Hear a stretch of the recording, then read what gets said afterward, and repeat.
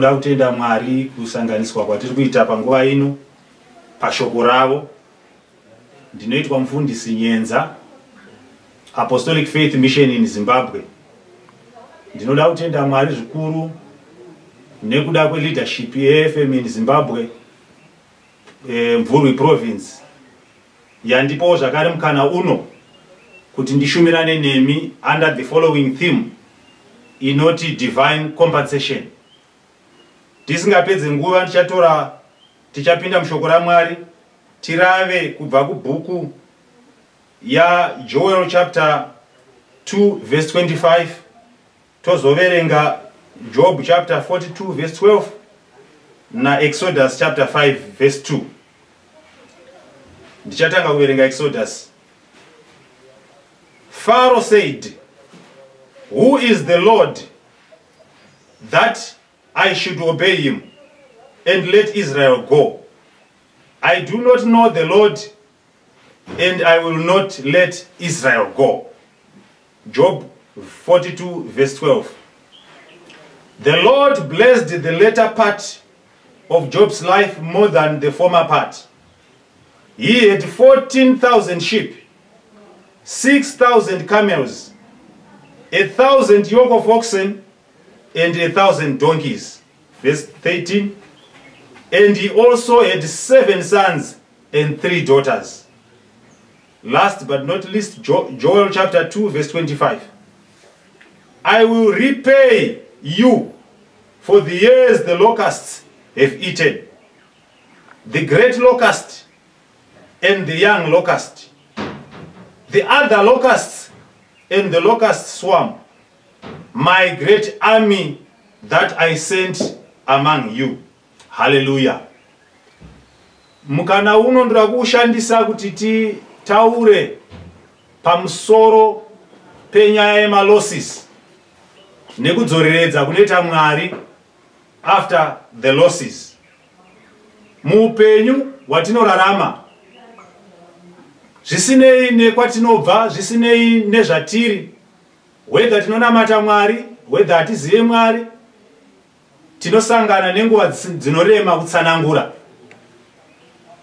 Nguva dzamalosses anorema kutsanangura. Izwi riri pedyo ratingashandisa macalamities.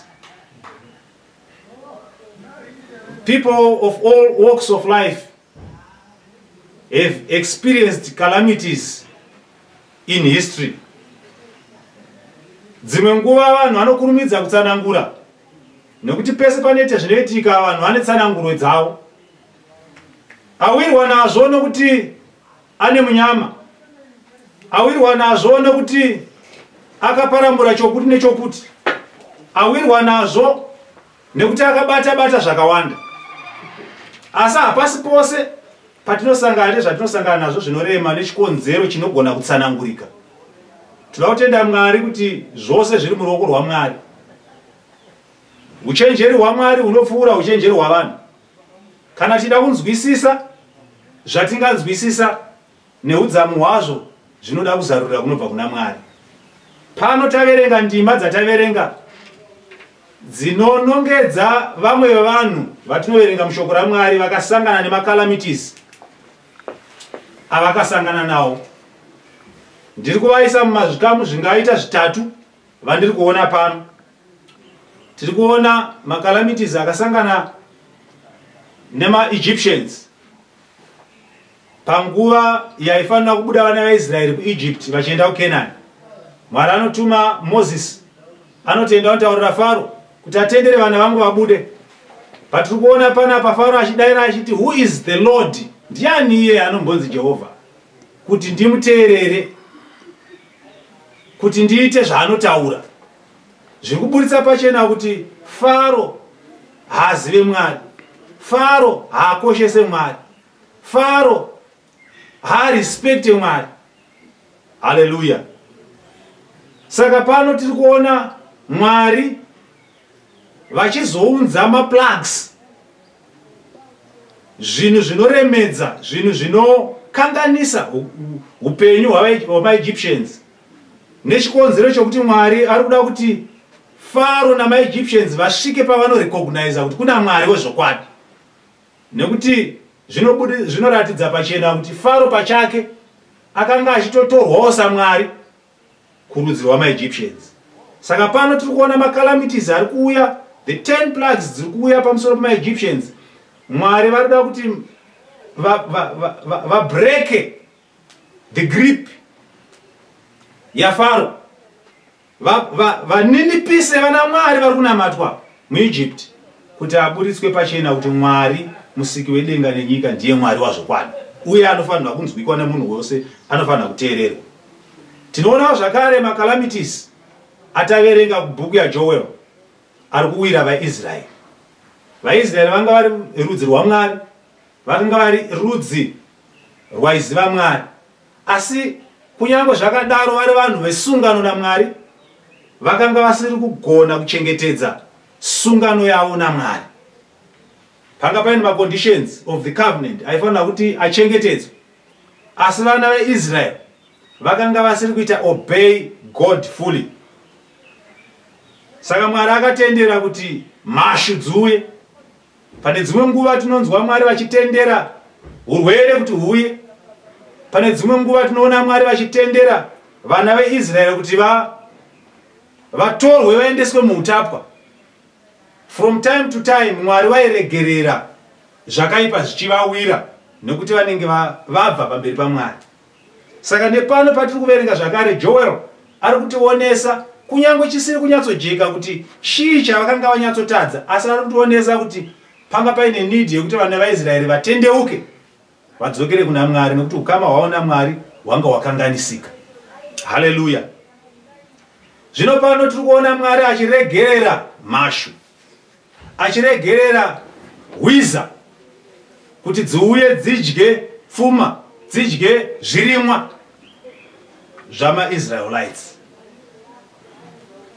MaIsraelites akarasikirwa negoho, akarasikirwa nepfuma, nekuti vakanga economy yavo yakanga iri dependent on agriculture. Kufamba kwebasa raMwari kunyange mutemberi kwakanga kuri dependent neproduce yeagriculture. Agriculture yaisanganisira zvairimwa muminda, yaisanganisirawo zvakare kuchengetwa kwezvipfuwo zvingaita samakwai. Asi tinoziva tose kuti kana hwiza dzichiuya dzichidya, dzikadya dzaparadza zvinodyiwa navanhu, dzikadya dzaparadza zvinodyiwa nemhuka. Saka kunyange nezvipfuwo zvanga zvisinawo zvakare chokudya. Zvose zviri kubva pakuti Mwari vatendera nechikonzero chokuti vaIsraeri vatadza kuchengeta sungano yava naMwari. Asi tinonzwa Joel achidaidzira kuti tendeukai, tsvakai Jehovha, tsvakai nyasha kuna Mwari.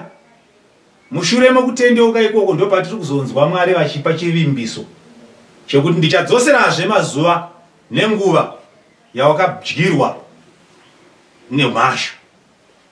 Mhashu idzi dziri kutaurwa nemakategorizi akasiyana, asi zvinoratidza kuti kune dzimwe dzakauya dzikadya dzikasiya zvakasara zvikauya zvikadyiwa futi nedzimwe, dzikasiyawo zvishoma shoma, zvakasaririra kwazvo zvanga zvazvishoma shoma zvinoita sekuti tingati hapana. Izvo zvacho zvisisipo izvo zvakadyiwa futi namupedza chose kusvika pasisina tariro. Zvinoratidzawo zvakare kuti zvinogona kunge zvakatoitika kwenguva yakati rebei, nekuti kutaura kwaMwari kunoti ndichadzosera makore akadyiwa. Zvinoti they suffered this loss for some time. Hallelujah. Kurasikirwa kwavaIsraeri kwaingozoda chete kuti vadzokere kuna Mwari, nekuti chakavhura door in the first place kwaiva kusaziva Mwari, kwaiva kusachengeta mirayiro yaMwari, kwaiva kusachengeta sungano, the conditions of the covenant. Nesuwo nhasi tinogona kudaro.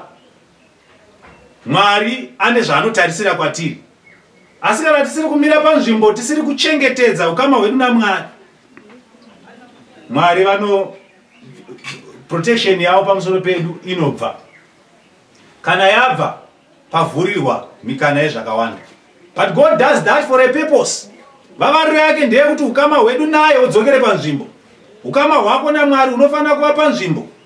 Kunyangwe navaIjipita vatataura nezvavo kana vanga vaine ukama hwakanaka naMwari maplugs iwayo anga asingauye kwavari. But God allowed those plagues, God allowed those calamities to the Israelites for a reason yekuti vanofana kuchengeta ukama naMwari, vanofana kuziva Mwari, vanofana kufamba naMwari. Hallelujah. Mwari can use anything. Mwari muuchenjeri hwake anogona kushandisa zvose. Mwari musimba rake anogona kushandisa anything kuninipisa vanozvikudza. Kana tiri kutaura mucontext yatiriko zvino munguva yatiri, there's this coronavirus, very insignificant kana ichitaurwa nezvayo, unogona kutadza kuiona neziso sezvazvinozikanwa, but yakaninipisa yakatyora mapfupa emhare nevaizviti vanoziva worldwide, vanhu vakapfugama. Chii perhaps Mwari vari kungoda kutidzosera pakuti ngatidzokere kunoziva Mwari. Ngatidzokerei pakuziva Mwari wedu. Ngatidzokerei pamberi paMwari, ngatichemei kuna Mwari, ngatikumbire ruregerero, ngatikumbire nyasha kuna Mwari. Kazhinji kacho tinotoziva kare kuti hatina ukama hwakanaka naMwari. Hazvidi mumwe munhu anouya kuzotiudza. Tinotozviziva kuti we are being arrogant. Takuvimba nezivo yedu, takuvimba nepfuma yedu, takuvimba nezvakawanda wanda. Asi Mwari anouya kuzoita break izvozvo zvacho zvatakuvimba nazvo, takutora saMwari kuti tidzokere kuna Mwari wazvokwadi. Muzita raJesu. Hallelujah. Asi toda kutenda Mwari kuti handicho chete chikonzero chidzimwe nguva Mwari chaanotendera kuti zvinorwadza kana kuti makalamities aitike. Tinoona the case of Job. Job ari kuwirwa nezvisionekwi, ari kuwirwa nezvisingatarisirwe. Tajaira kungoti chokwadi munhu anowirwa nezvakaipa nokuti aiyewo ari kurarama upenyu usingafadze Mwari. But dzimwe nguva Mwari mukuziva kwake anogona kutendera zvakaipa kuti zviwire munhu akarurama. Tinonzwa Job achinzi akanga akarurama, achinzvenga Mwari, achitya Mwari, achinzvenga zvakaipa. Asi akatenderwa, Mwari vakatendera kuti Satani abate, Satani aite zvaangaite, for a reason yekuti ada kuonesa pachena kuti Job anotrusta Mwari. Saka dzimwe nguva unogona kuwirwa nezvakaipa iwe uchiziva Mwari wako. Mwari vada kungoti chete uprove pachena kuti unoda Mwari kunyangwe ukasangana nezvakaoma. Hama yangu, iwe ndiwe muprofita mukuru weupenyu hwako, unotoziva kare kuti upenyu hwangu hwakamira zvakanaka here pamberi paMwari. Ndiri kufamba here naMwari? Ndiri kufamba here musungano naMwari? Ndinombomuziva here Mwari wacho? Ndakatendeuka here? If we talk of Egyptians, they had no relationship with God. They needed to repent. Kugamuchira Jesu kunodiwa. Asi dzimwe nguva wakagamuchira Jesu, asi hausi kufamba sezvaunofanirwa kuita kuchengetedza ukama hwako naMwari, fellowship naMwari. You need also to repent.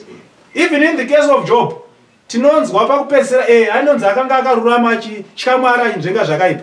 Asi panguva yaakasangana namachallenges, mweya wake neattitude yake, especially paakasangana neshamwari dzake dzichiuya kuzomuonesa nekumutsondora moyo, anogona kunge akaassume an attitude isina kunyatsoita zvakanaka. Nokuti pakupedzisira tinomunzwa achiuya pamberi paMwari zvakare achiti ndiregererei. Hallelujah. In so doing, Mwari vakarestore everything zvakanga zvarasikirwa naJob. Shoko raMwari rinotionesa pachena kuti Mwari vakadzosera double zvakanga arasikirwa nazvo.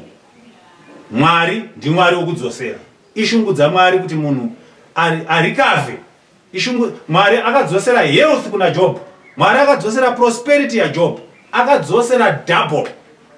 Pano pataverenga kuna Joel rinonzi ndichadzosera makore awakabirwa. Mwari is able to do anything. What do we need to do? We need to go back to God.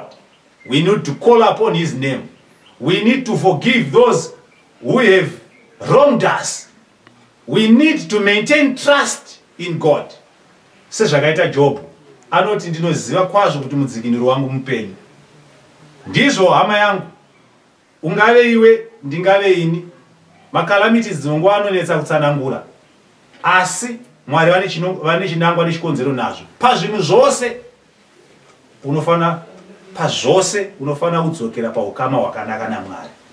Mwari vatiitire zvakanaka, Mwari vatibatsire, Mwari vatichengetedze, vatirwire, vatidzosere zvose zvatakabirwa, vatidzosere ukama hwakanaka navo, vatidzosere utano, vatidzosere prosperity yedu, vatidzosere pfuma yedu, nokuti ndo vavariro yavo, ndo shungu dzavo. Masikati pamukana uno zvakanyanya kukoshera hama yangu kuti usvike paunodana kuna Mwari, nokuti Mwari haasi mutsauro wavanhu. Kurudzi rwupi norwupi anodana kwaari, Mwari vanomuponesa. Namashoko iwayo Mwari ngavakukomborere, Mwari ngavakuitire zvakanaka, Mwari ngavakudzosere zvese zvawakabirwa nemuvengi, nokuti muvengi anouya kuzoba, kuuraya nokuparadza, asi Jesu anoti ini ndakauya kuti vave neupenyu uye hwakawanda. Komborerwa muzita raJesu. Haleluya.